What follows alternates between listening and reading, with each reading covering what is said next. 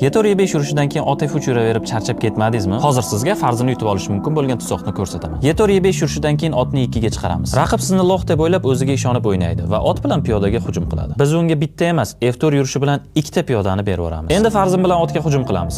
Hozircha u qocha olmaydi, chunki shohga bog'lanib turibdi. Ochmasini yo'qotish maqsadida raqib farzini olib chiqadi. Bu yaxshi, chunki tuzoq qo'yishni davom ettirib, farzinga ot bilan hujum qilamiz. Agar farzin Y6 ga qochsa, ot bilan shoh berib, birdaniga 3 ta figuraga hujum qilamiz. Agar farzin Y5 ga qochsa, ikkinchi otni o'yinga olib kiramiz. Ot C3. Mana bu otni yutib olsak bo'ladi. Chunki bizda ikkita hujum, raqibda esa bitta himoya. Qoralar bu yerda kontur hujum qilib C6 yurishi mumkin. Bundan keyin D4 yurib farzingga hujum qilamiz. Farzin esa C3 dagi ot bilan Y4 dagi otni olamiz. Raqib o'z piyodasi bilan bizni otimizni oladi va shu yerda ikkita figura bilan birga shoh beramiz. Qora shoh D8 ga qochishga majbur bo'ladi. Farzin bilan Y8 dan shoh beramiz. Yagona qochadigan joy C7. Va bu yerda ot bilan B5 ga sakrab farzinni yutib olamiz. Ha azizlar, raqibni mensimaslik oqibati mana shunday bo'ladi.